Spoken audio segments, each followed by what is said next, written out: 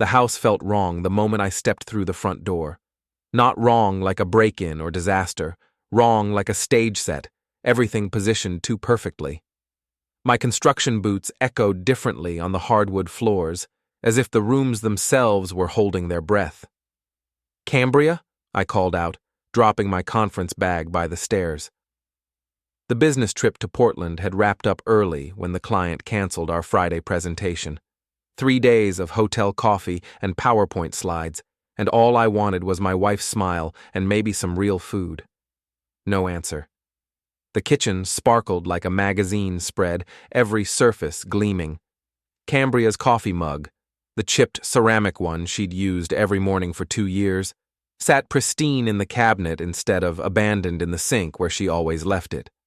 The dishwasher hummed, running empty. I checked my phone. No missed calls, no texts explaining her absence. Strange. Cambria documented everything, especially when plans changed. Her phone sat charging on the granite counter, screen dark. The device buzzed against the stone. Without thinking, I glanced at the notification. A text from Darren. "Can't wait for tonight. This changes everything." My best friend since college, my business partner on weekend projects, the guy who'd helped me renovate this very kitchen last summer, complaining about my measuring skills while we installed these same counters. I stared at the message, my project manager brain automatically cataloging details. Timestamp, 6:47 p.m. Delivery confirmation. The casual intimacy of someone who texted regularly. Cambria's phone buzzed again. Another message from Darren. "Hotel is perfect. You were right about the timing." The air conditioning kicked on, but sweat gathered at my collar anyway. I set the phone down carefully, as if it might explode. 20 minutes of searching the house revealed more questions than answers. Cambria's overnight bag was missing. Her good jewelry box sat empty on the dresser. The laundry basket held only my clothes, nothing of hers from the past week. I opened my laptop and logged into our shared cloud account, the one we'd set up for household documents and photos. My fingers moved automatically through familiar folders, but my mind felt disconnected, like watching someone else work. The recent activity log told a story I didn't want to read. Hotel confirmations, restaurant reservations for 2, rideshare receipts to addresses I didn't recognize. All while I'd been presenting construction timelines to executives in Portland. My phone rang. Mickey's name appeared on the screen. "Wes, buddy, you back yet?" My construction foreman's gravelly voice carried background noise, hammering, radio chatter, the familiar sounds of a job site. "Just got in. What's up?" "Probably nothing, but I was at Murphy's pub last night, and I saw Cambria there with some guy. Looked cozy. Figured you should know." Murphy's pub, 3 blocks from Darren's apartment. "What guy?" I asked, though my stomach already knew the answer. Couldn't see his face clearly, but the bartender mentioned they'd been coming in together for weeks. Regular table in the back corner. I thanked Mickey and ended the call. The house's silence pressed against my eardrums like deep water. I walked through each room again, this time noticing what I'd missed before. The absence of Cambria's chaos, her scattered magazines, abandoned coffee cups, the small messes that proved someone actually lived here. In the home office, I powered up the desktop computer we shared for household finances. The browser history painted a clearer picture. Wedding venues, catering companies, dress shops, all searched during hours when I'd been working late on the Morrison project. The front door opened downstairs. Cambria's voice carried up the stairs, bright and casual. "Wes, you're back early." I minimized the browser windows and walked to the top of the stairs. She stood in the entryway, overnight bag slung over her shoulder, hair slightly messed from travel. Beautiful as always, with that smile that had first caught my attention at a company mixer 5 years ago. "Conference ended early," I said, studying her face. "Where were you?" "Girls' weekend with Sadie. Spa retreat up in Bar Harbor. I left you a note." She gestured vaguely toward the kitchen. "Didn't you see it?" "No note. I'd checked every surface twice. Must have missed it, I said, walking down to meet her. How was the spa? Relaxing. You know how Sadie gets when she needs to decompress from work drama. Cambria kissed my cheek, her lips cool against my skin. I'm exhausted. Mind if I grab a shower? I watched her climb the stairs, noting the designer clothes I didn't recognize, the new perfume that lingered in the air. Everything about her movement seemed rehearsed, like an actress who'd practiced her lines but couldn't quite nail the delivery. Back in the office, I opened a private browser window and began methodical research. Social media posts from the past week, credit card statements, phone records accessible through our family plan, the digital breadcrumbs of a modern affair scattered across platforms and accounts like evidence at a crime scene. By midnight, I had enough pieces to see the shape of the puzzle. Hotel stays that coincided with my business trips, charges at restaurants Cambria claimed she'd never visited, photos tagged at locations she'd never mentioned, and always, in the background of her social media posts, the same figure carefully cropped from frame edges, a hand on a wine glass, a shoulder in expensive fabric, the ghost of someone who didn't want to be seen but couldn't resist being close. I printed everything, organizing the documents in manila folders with the same systematic approach I used for construction permits and building inspections. Evidence, timeline, corroboration. The shower upstairs had been running for 30 minutes. 2 weeks later, the invitation arrived. Thick cardstock, expensive printing, the kind of formal announcement that cost more than most people's monthly rent. Gold embossing caught the afternoon light as I read the names. Cambria Walsh and Darren Lyle request your presence at their wedding celebration. Walsh, her maiden name. The ceremony was scheduled for Saturday at the Lighthouse Point Event Center, the same venue where we'd attended 3 weddings as a couple. The same place Cambria had once pointed to the ocean view and said, if we ever renew our vows, this is where I'd want to do it. I set the invitation on the kitchen counter and stared at it for a long time. The house felt different again, not empty this time, but charged with possibility. Like the moment before a controlled demolition, when all the preparation work was finished and only the trigger remained. My phone buzzed. A text from Darren. Hope there's no hard feelings, man. Life gets complicated. I typed back, wouldn't miss it for the world. Then I opened my laptop and began planning the presentation of my life. The Lighthouse Point Event Center sat on a bluff overlooking Penobscot Bay, its glass walls designed to showcase Maine's rugged coastline. I'd been there enough times to know the layout, main hall with cathedral ceilings, built-in projection system, and acoustics that carried whispers to every corner, perfect for what I had in mind. Mr. Farrow? The event coordinator, a sharp-eyed woman named Patricia, met me at the service entrance. You mentioned helping with technical setup? That's right. The bride asked me to handle the slideshow presentation. I hefted the equipment case I'd borrowed from Mickey's nephew, who ran a small DJ business.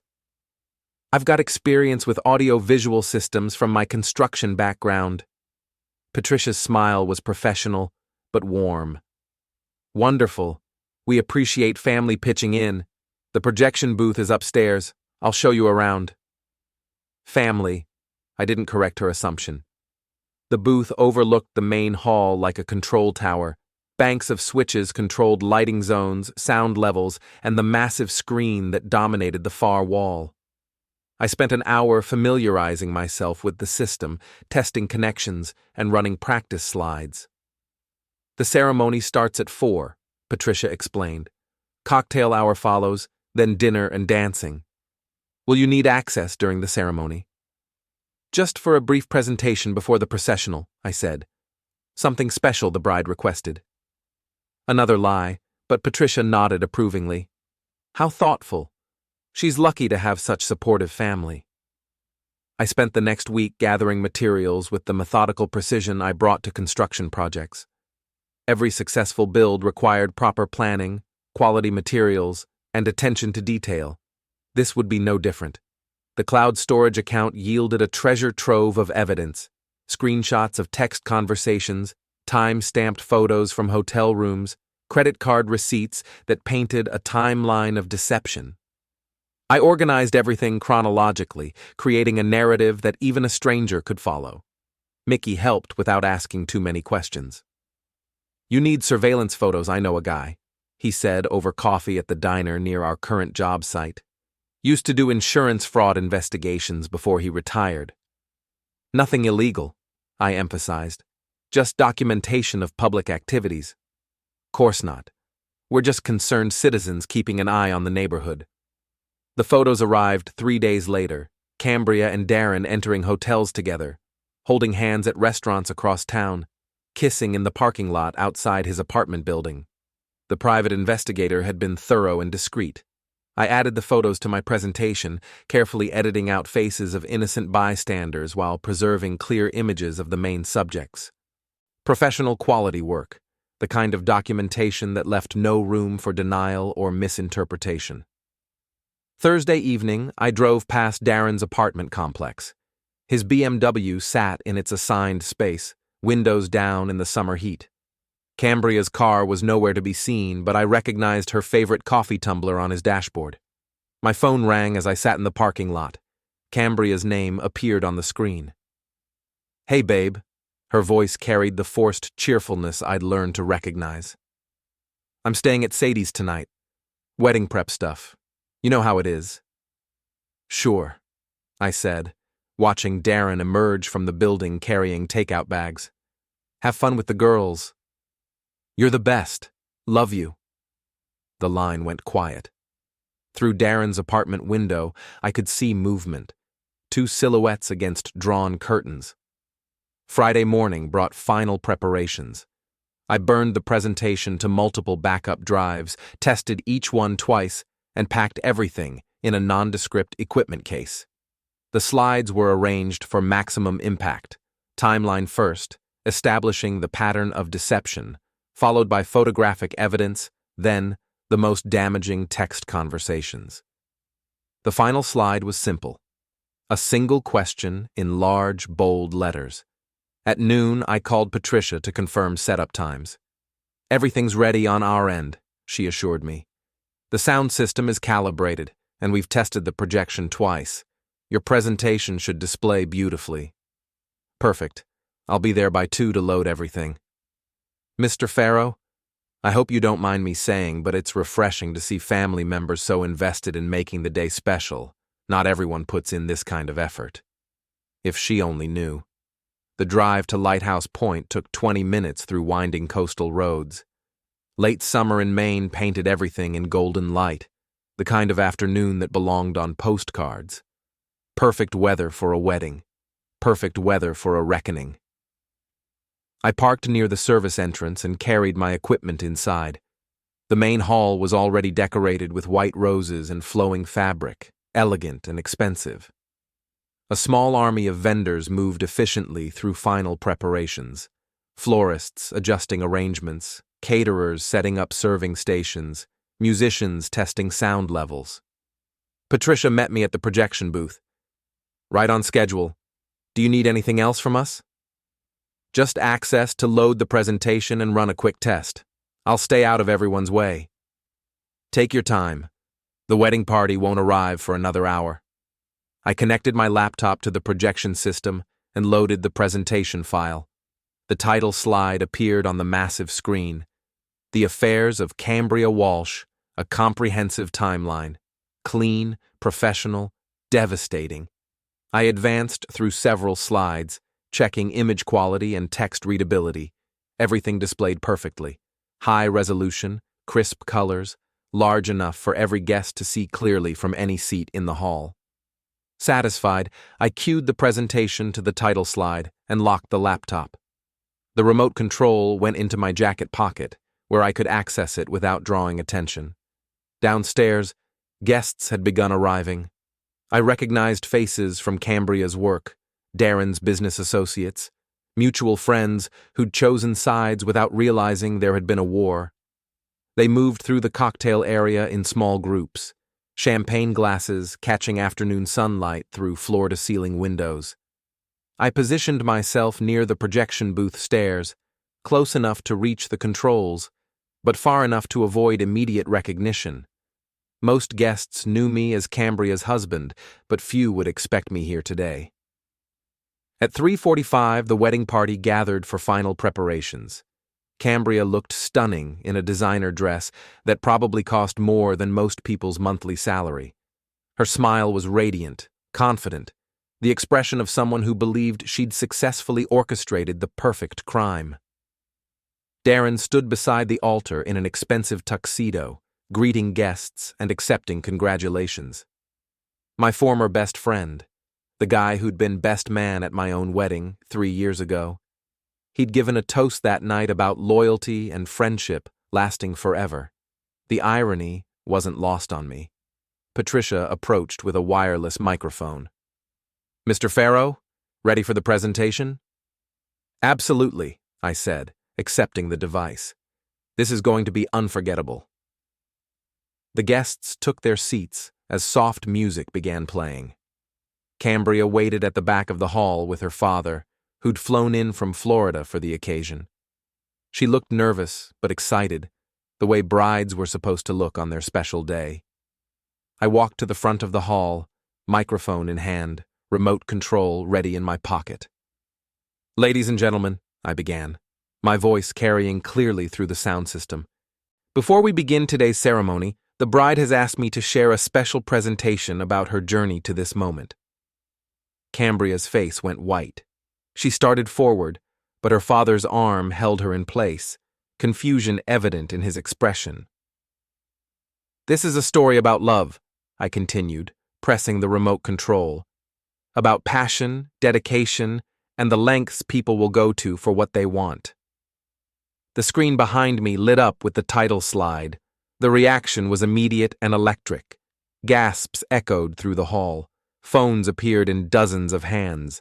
Cambria broke free from her father and rushed down the aisle, her dress trailing behind her like a white flag of surrender.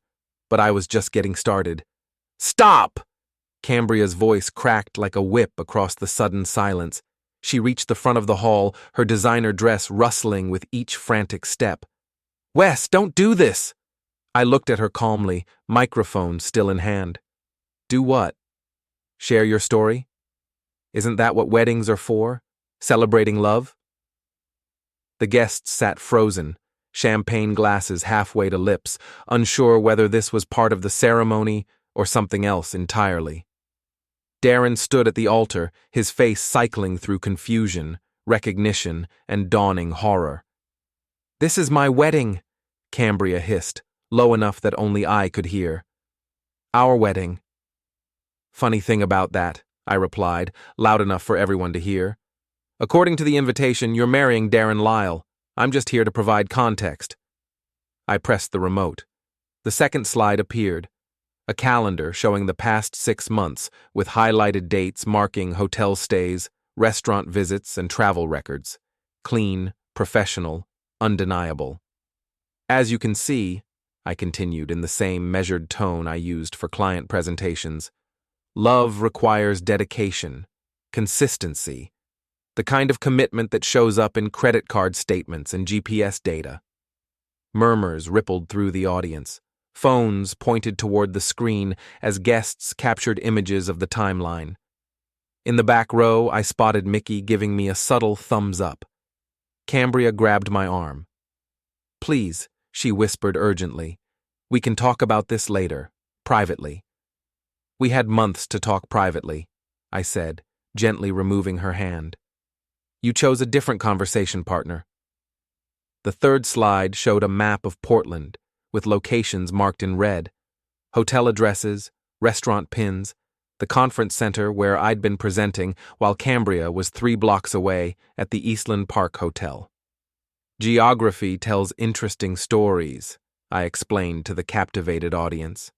For instance, while I was discussing construction timelines with clients, other people were exploring the local hospitality industry.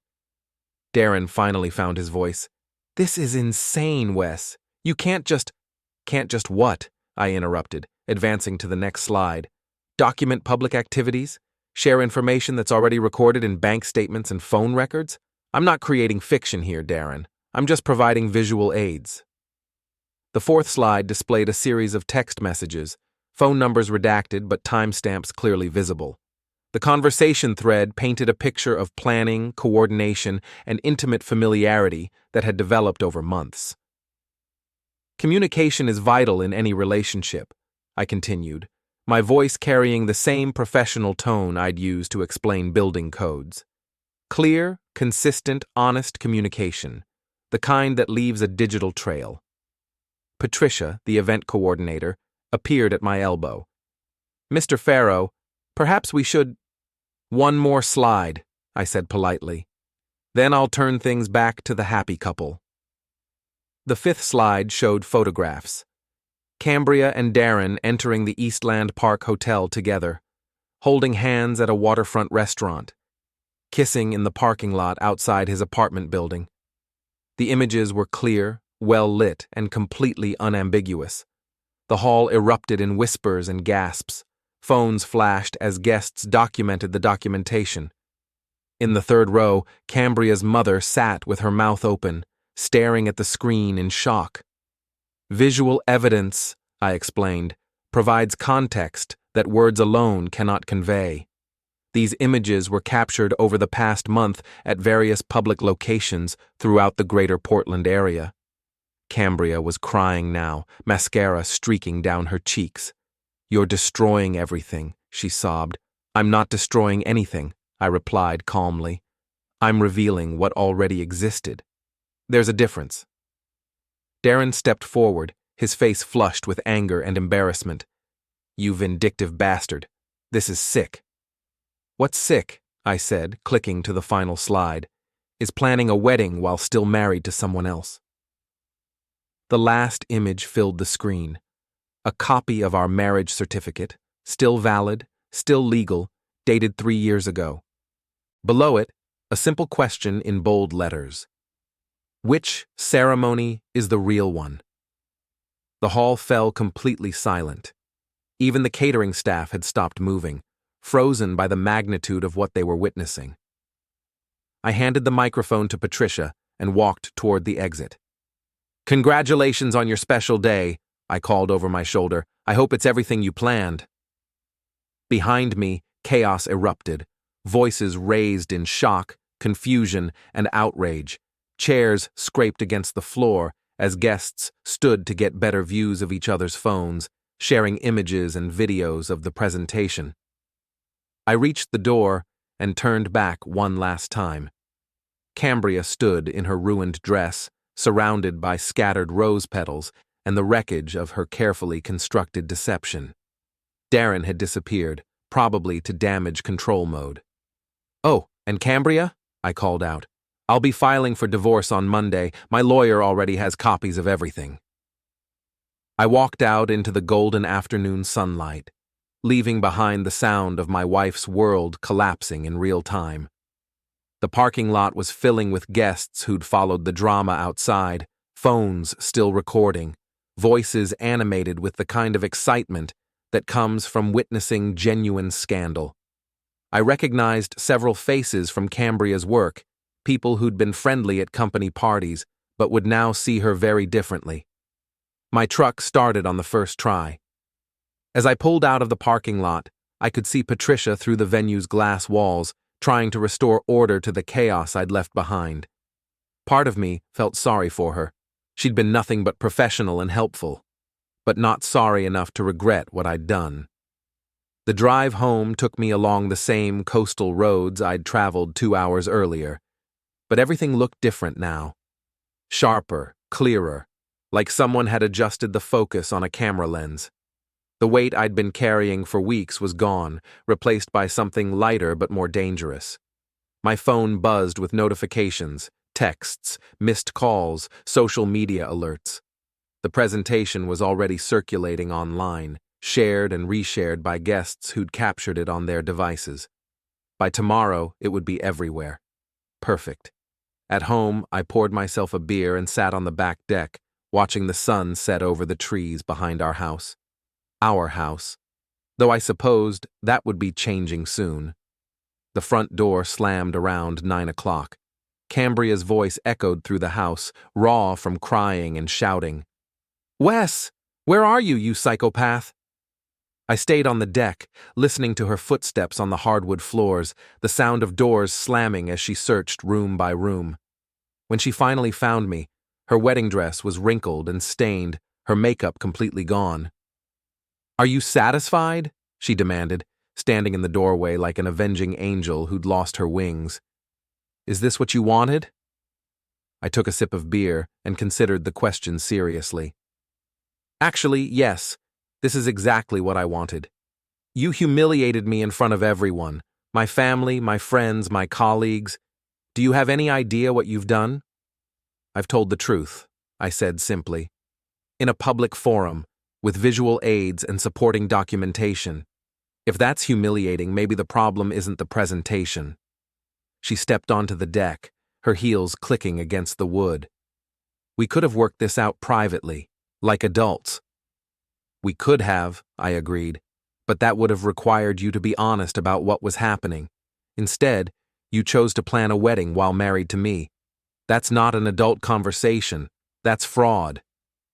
"It's not fraud, it's bigamy," I interrupted. "The legal term is bigamy. Look it up." Cambria collapsed into the chair across from me, her dress pooling around her like spilled milk. "What do you want? Money? The house? I'll give you whatever you want." "I don't want your money," I said. "I want you to understand that actions have consequences, that you can't just rewrite reality to suit your convenience." "So, this is punishment?" I finished my beer and set the empty bottle on the table between us. "This is accountability. There's a difference." She stared at me for a long moment, and I could see her trying to find some angle, some approach that might salvage the situation. The same calculating look she'd worn when planning the wedding that had just imploded. "The whole town knows now," she said finally. "Yes. My career is ruined. Probably. Darren's business will suffer. I certainly hope so." She stood up abruptly, her dress rustling with renewed energy. "You think you've won something, but you haven't. You've just made yourself look vindictive and pathetic." "Maybe," I said. "But I'm not the one who got caught committing bigamy on live video. This isn't over." "Yes, it is," I replied calmly. "It's been over for months. I just made it official."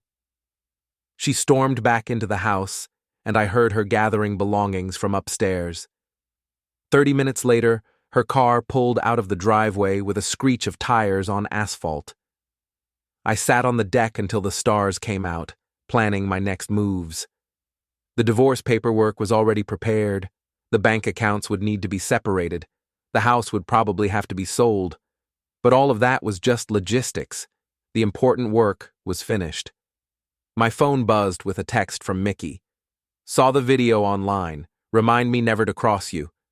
I smiled and typed back, "Just remember, I'm very good with presentations."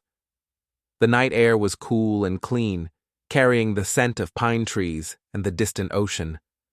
For the first time in months, I felt like I could breathe properly. Tomorrow would bring complications, legal proceedings, and probably more drama than I wanted to deal with. But tonight, justice felt like a cold beer and the satisfaction of a job well done. Monday morning brought rain and consequences in equal measure. I sat in my lawyer's office watching Jennifer Walsh, no relation to Cambria despite the shared surname, review the divorce documents I'd prepared over the weekend. "This is comprehensive," she said, flipping through pages of financial records, property assessments, and evidence documentation. "You've been planning this for a while." "I'm a project manager," I replied. "Planning is what I do." Jennifer was in her 50s with gray hair and the kind of sharp intelligence that came from 30 years of family law practice. Mickey had recommended her after his own divorce 2 years earlier.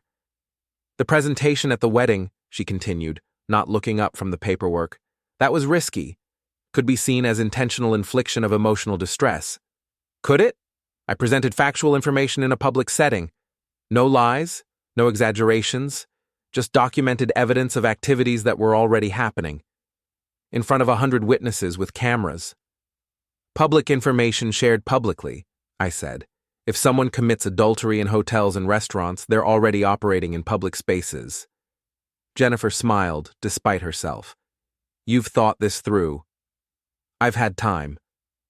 My phone had been buzzing all morning with calls from numbers I didn't recognize. News of the wedding presentation had spread beyond social media into local gossip networks, and apparently several people wanted my side of the story. I'd turned off notifications after the 15th call. Cambria will likely contest the divorce, Jennifer warned. Claim emotional abuse, demand spousal support, try to get a larger share of marital assets. Let her try. I've documented everything. Who earned what, who spent what, who was faithful to their marriage vows and who wasn't. The adultery helps your case, but Maine is a no-fault state. The court won't punish her financially just for cheating. I'm not looking for punishment, I said. I want a clean separation based on facts and fairness. Jennifer gathered the documents into a neat stack. I'll file these today. Cambria will be served by the end of the week. Are you prepared for her response? She's already responded. Moved out Sunday night, took half the furniture and most of her belongings. Where is she staying? Probably with Darren, though I hear his situation has become complicated. That was an understatement. Mickey had called Sunday evening with updates from his network of contacts throughout the construction and business community. Darren's company had lost 2 major contracts when clients saw the wedding video. His business partner was demanding answers about the negative publicity. His ex-wife, who'd received a substantial settlement in their divorce, was reportedly consulting lawyers about fraud claims. Complicated how? Jennifer asked. His business is suffering. Turns out corporate clients don't like being associated with public scandals. And you're okay with that? I considered the question seriously. I'm okay with people facing the natural consequences of their choices. Darren chose to have an affair with a married woman, then chose to plan a public wedding ceremony that was legally impossible. Those choices have results. Natural consequences, Jennifer repeated. I like that phrase. Much better than revenge. Revenge implies emotion, I said. This is just cause and effect. After leaving the lawyer's office, I drove to the current job site, a residential renovation in the historic district. Mickey's crew was already at work, the familiar sounds of construction providing a welcome return to normalcy. Boss, Mickey called out from the second-floor scaffolding, how's the celebrity life treating you? Celebrity? You kidding? That video's got more views than a cat playing piano. My wife's book club has been talking about nothing else. I climbed the ladder to join him. What's the general consensus? Split down the middle, Mickey said, adjusting a support beam. Half think you're a genius, half think you went too far, but nobody thinks you're wrong. Good enough. We worked in comfortable silence for a while, the rhythm of construction providing a meditative quality I'd always appreciated. Physical work, tangible results, problems that could be solved with the right tools and sufficient effort. Around noon, my phone rang. Unknown number, local area code. Wes Farrow. Mr. Farrow, this is Patricia from Lighthouse Point Events. We met on Saturday. The wedding coordinator. I stepped away from the noise of the job site. Hello, Patricia. I hope Saturday's situation didn't cause too many problems for your business. Actually, that's why I'm calling. I wanted to thank you. Thank me? We've had 12 booking inquiries since Saturday. Apparently, people are impressed by our audio-visual capabilities and professional handling of unusual situations. I laughed despite myself. Glad I could help with your marketing. There is one small issue, Patricia continued. You left your laptop in the projection booth. I have it secured in my office. I'll pick it up this afternoon. Mr. Farrow, for what it's worth, I've been in the wedding business for 15 years.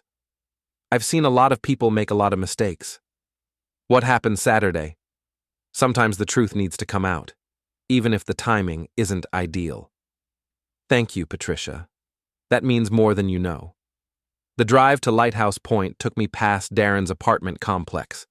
His BMW was gone from its usual parking space, replaced by an unfamiliar sedan with Massachusetts plates. Through his window, I could see moving boxes stacked against the walls. Interesting. Patricia met me at the event center's main entrance, laptop bag in hand. Everything's exactly as you left it, she said, though I did disconnect it from our projection system. Understandable. I appreciate you keeping it safe. Mr. Farrow, can I ask you something personal? Sure. How long did you know about your wife and her friend? I considered how to answer. I suspected something was wrong for a few weeks. I had proof for about 10 days before the wedding. And you planned the entire presentation in 10 days? I'm very motivated when I have a clear objective. Patricia shook her head admiringly. Remind me never to cross you. Just be honest, I said. Honesty eliminates most problems before they start. That evening, I sat in my empty house reviewing the divorce paperwork Jennifer had filed. The legal language was precise and clinical, reducing 3 years of marriage to property divisions and asset allocations. My phone buzzed with a text from an unknown number. We need to talk. D. Darren. I'd been wondering when he'd reach out. I typed back, nothing to discuss. There is if you want to avoid making this worse for everyone. Worse how? Meet me at Murphy's pub, 1 hour. I stared at the message for a long moment. Murphy's pub, where Mickey had first spotted them together. The irony was probably intentional. Fine, I replied. 1 hour. Murphy's pub occupied a converted warehouse near the waterfront, all exposed brick and industrial lighting, the kind of place that served craft beer and artisanal burgers to young professionals who wanted to feel authentic. Darren was already there when I arrived, sitting in a corner booth with a half-empty pint glass. He looked terrible. Unshaven, wrinkled clothes, the kind of exhaustion that comes from several sleepless nights. You came, he said as I slid into the opposite seat. You said it was important.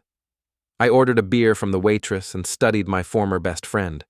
We'd known each other since college, roommates junior year, best man at each other's weddings.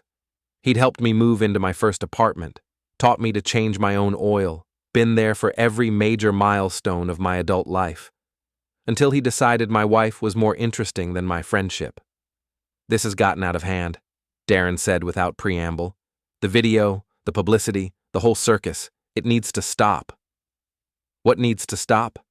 You know what I mean. The social media campaign, the business sabotage, whatever you're planning next. I took a sip of beer and looked at him calmly. I haven't sabotaged anything. I presented factual information at a public event. What happened after that isn't my responsibility. My company is hemorrhaging clients because of that presentation. Your company is losing clients because they don't want to be associated with someone who commits adultery and attempts bigamy. That's a business decision on their part. Bigamy? Darren's voice rose slightly. Come on, Wes. You know we weren't really going to go through with a legal ceremony. It was just a celebration. Funny, I said. The officiant seemed to think it was real. So did the marriage license application you filed last month. Darren's face went pale. How do you know about that? Marriage licenses are public records, available online for anyone who knows where to look. He slumped back in the booth, the fight going out of him. We were going to tell you after the ceremony. Explain everything. Work out the divorce details. You were going to tell me after you married my wife? It wasn't supposed to happen like this, Darren said quietly. None of this was planned. Really? Because I have text messages suggesting otherwise. Detailed planning, timeline coordination, venue selection. Looks pretty planned to me. The waitress refilled our glasses, glancing nervously between us. The conversation was attracting attention from nearby tables. What do you want? Darren asked finally. Money? An apology? What will it take to end this? End what? The campaign against us. The public humiliation. The systematic destruction of our lives.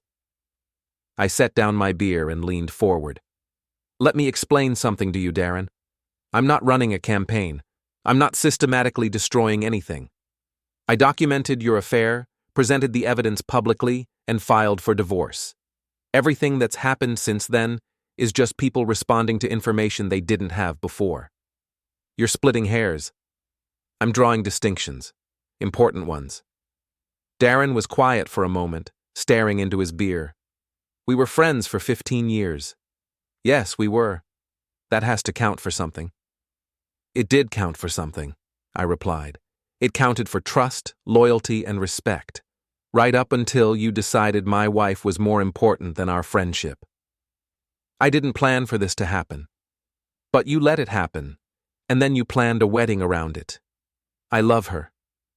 Then you should have told me that before you started acting on it. I finished my beer and stood up. Good luck with your new life, Darren. Both of you. Wes, wait. I turned back. Are we ever going to be okay? You and me? I looked at him for a long moment. This man who'd been my closest friend, who'd shared countless memories and experiences, who'd thrown it all away for a woman who was still legally married to someone else. No, I said simply. We're not. I walked out of Murphy's pub into the cool evening air, leaving behind the last remnant of my old life. The divorce would be finalized in a few months. The house would be sold. The social media storm would eventually fade. But the satisfaction of watching two people face the consequences of their choices, that would last forever. 3 months later, I stood in the empty house that had been my home for 3 years, watching the moving crew load the last of my belongings into a truck. The divorce had been finalized the week before, clean, efficient, and surprisingly amicable, once Cambria realized I had documented everything and wasn't interested in vindictive settlements. She got her freedom. I got my self-respect. The house would go on the market next week. Jennifer had negotiated a fair split of the proceeds, minus the considerable debt Cambria had accumulated during her affair. Hotel bills, restaurant charges, and shopping sprees had added up to more than she'd initially disclosed. That's the last of it, Mickey said, closing the truck's rear door. You sure about this apartment? It's pretty small compared to this place. Small is good, I replied. Less to maintain, less to clean, less to remind me of things I'd rather forget. The new apartment was downtown, walking distance from my office and several good restaurants. A 1-bedroom unit with exposed brick walls and large windows overlooking the harbor. Modern, efficient, and completely mine. My phone buzzed with a text from Patricia at Lighthouse Point. Saw the news about your divorce. Hope you're doing well. Coffee sometime? Interesting.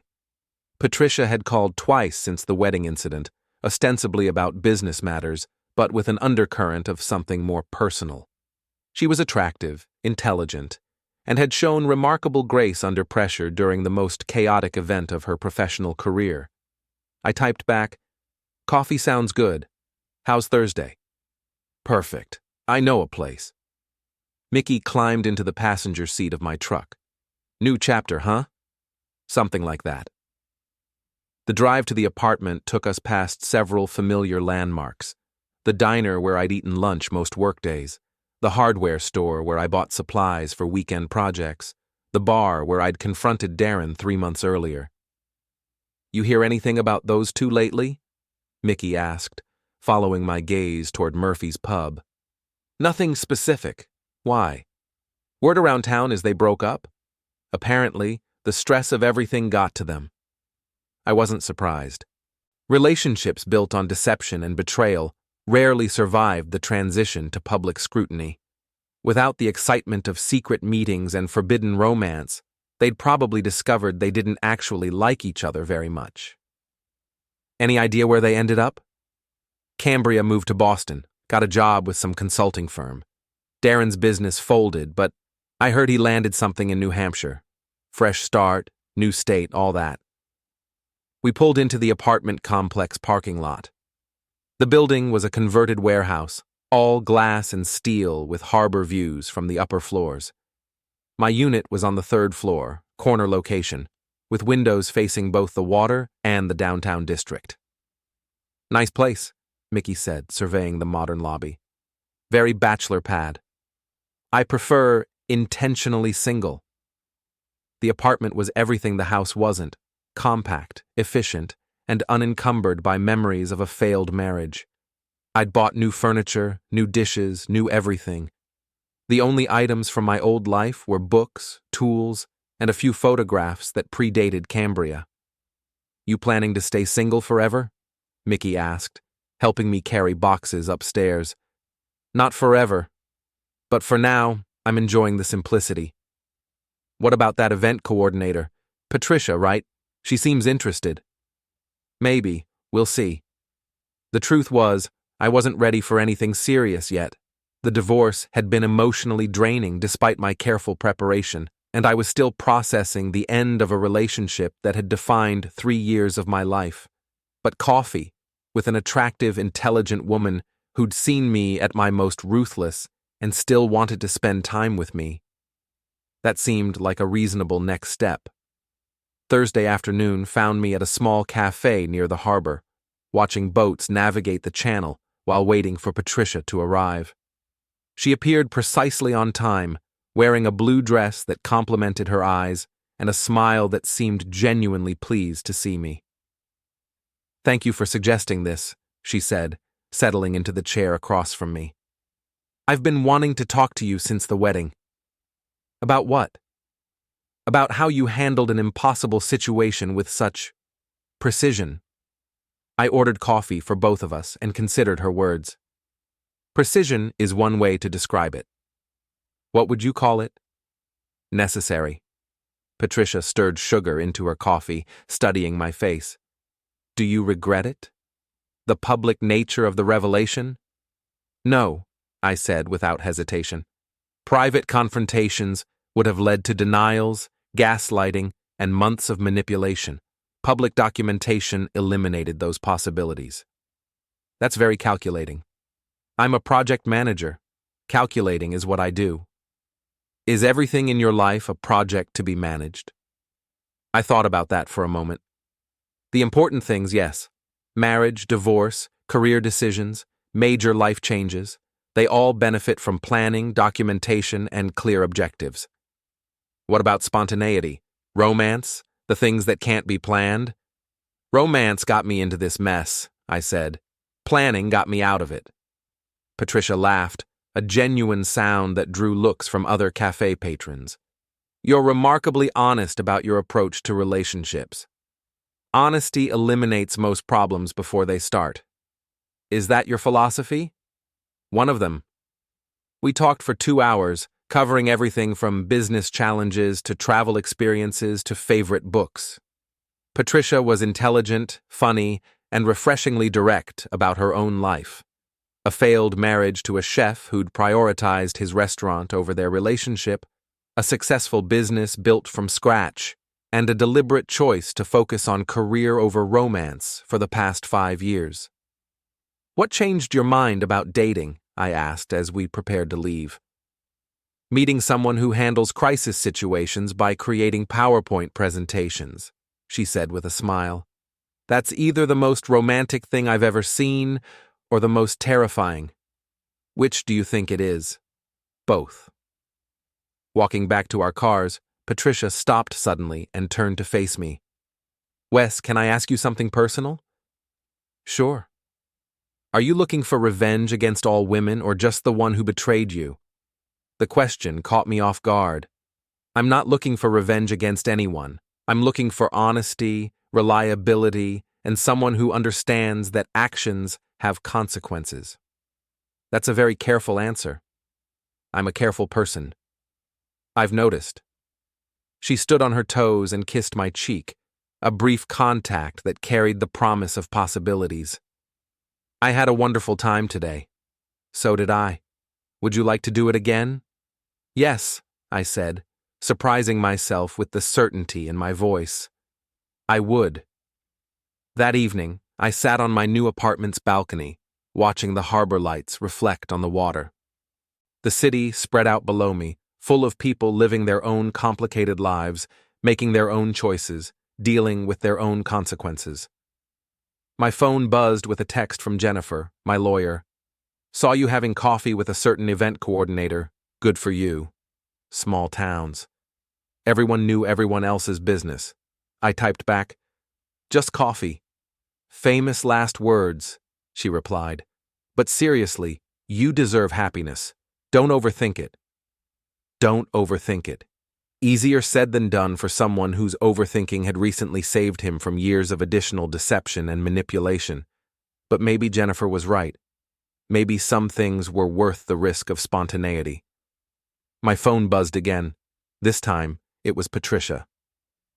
Thank you for a lovely afternoon. Looking forward to the next one.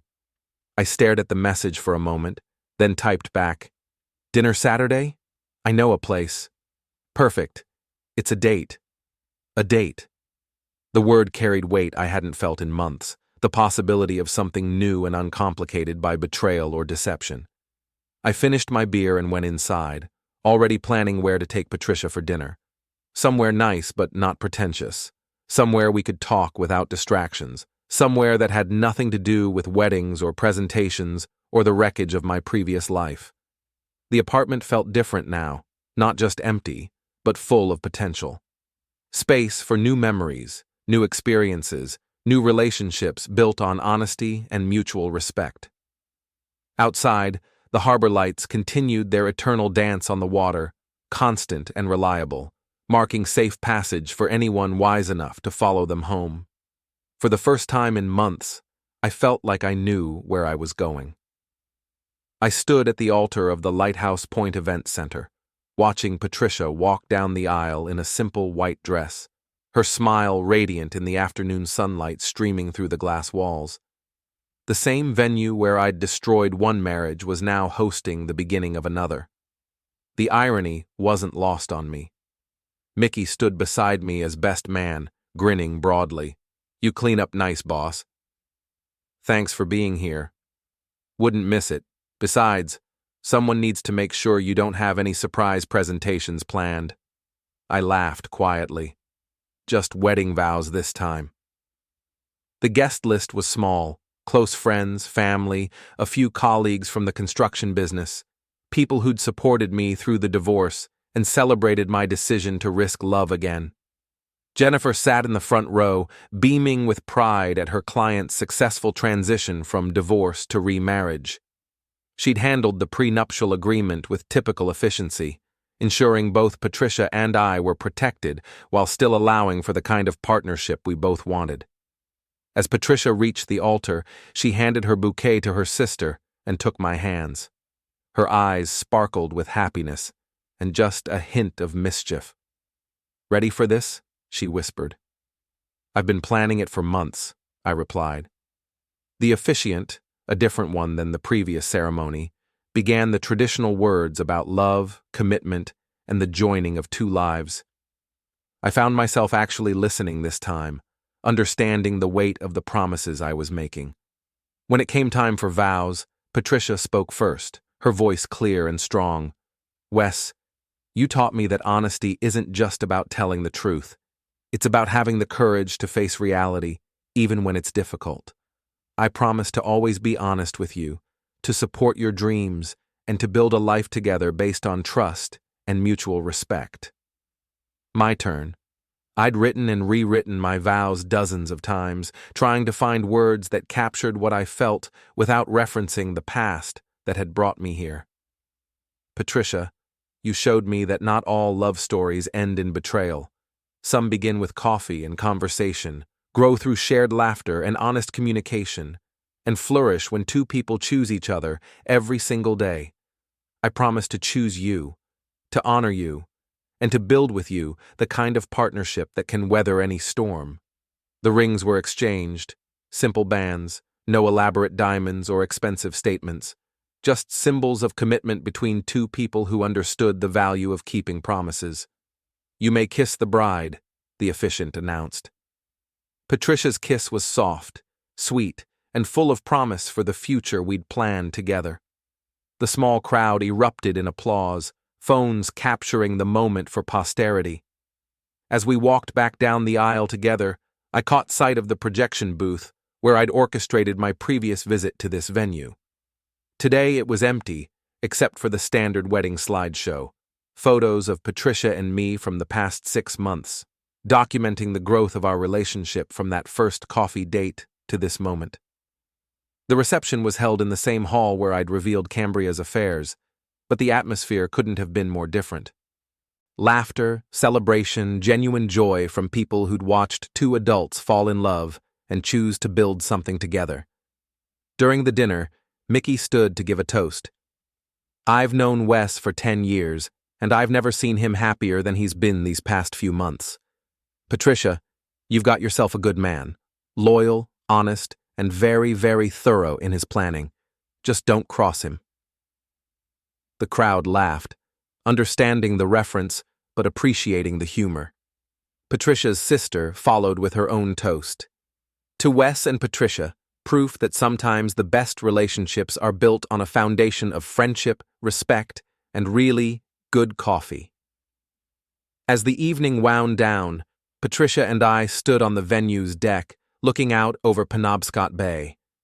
The same view I'd seen during my previous visit, but everything looked different now.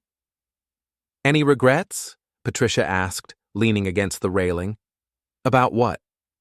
Getting married again. Taking the risk. I considered the question seriously. No regrets. But I learned something from my first marriage. What's that? Love without honesty is just elaborate self-deception. But love with honesty? That's worth the risk. Patricia smiled and kissed me again, softer this time, more private. I love your practical romanticism. Is that what this is? What would you call it? Careful optimism. We drove home to the house we'd bought together, a small colonial near the harbor, with a workshop for my tools and an office for Patricia's event planning business. Everything was new, chosen together, without the weight of previous relationships or hidden betrayals. As I carried Patricia over the threshold, a tradition she'd insisted on despite its old-fashioned nature, I reflected on the journey that had brought me here. The pain of discovery, the satisfaction of revelation, the long process of healing and learning to trust again. Welcome home, Mrs. Farrow, I said, setting her down in our living room. Thank you, Mr. Farrow. I like the sound of that. We spent our wedding night talking about plans for the future, business expansion, travel destinations, maybe children in a few years, practical conversations about building a life together, grounded in reality and honest communication. The next morning, I woke up next to my new wife, sunlight streaming through windows that looked out on a harbor full of possibilities. Patricia was still sleeping, her face peaceful and content. My phone buzzed with a text from Mickey. Saw the wedding photos online. You two look happy. Also, remind me to hire Patricia for my daughter's graduation party. Woman knows how to throw an event. I typed back quietly. Will do. Thanks for being there yesterday. Always, boss. Always. I set the phone aside and watched Patricia wake up slowly, her smile growing as she remembered where she was and what had happened the day before. Good morning, husband, she said, stretching luxuriously. Good morning, wife. Any regrets in the daylight? Just one. Her smile faltered slightly. What? I regret waiting so long to ask you out. She laughed and pulled me back down beside her. We had perfect timing. Any earlier, and you wouldn't have been ready for this. She was right. The man who'd married Cambria 3 years ago wouldn't have appreciated Patricia's directness, her independence, her refusal to play games or manipulate situations for personal advantage. That man had needed to learn some hard lessons about trust, consequences, and the difference between love and convenience. This man, older, wiser, more careful, but not cynical, was ready for a partnership built on mutual respect and honest communication. What's the plan for today? Patricia asked. No plans, I said, surprising myself. Just us, this house, and whatever happens. Look at you, embracing spontaneity. Don't get used to it. Tomorrow I'll probably have a spreadsheet for our first week of marriage. I'm counting on it. We lay in bed, talking and laughing until the sun was high in the sky, planning nothing more elaborate than breakfast and a walk along the harbor, simple pleasures, honest conversation, the comfortable intimacy of two people who'd chosen each other with full knowledge of what they were getting. Later that afternoon, as we walked hand in hand along the waterfront, I spotted a familiar figure sitting alone on a bench near the marina. Cambria, looking older and somehow smaller than I remembered, staring out at the water with the expression of someone who'd lost more than she'd bargained for. She saw me approaching and stood up slowly. "Hello, Wes." "Cambria."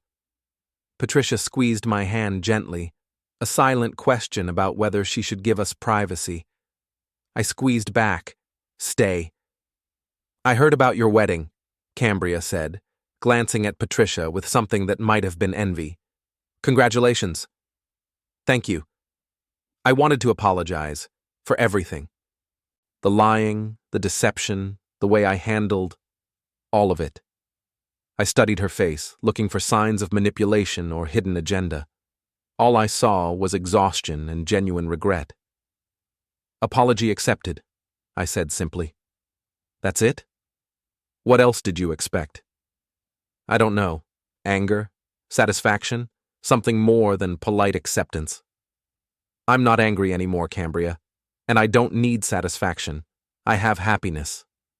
She looked at Patricia, then back at me. "She's lovely." "Yes, she is.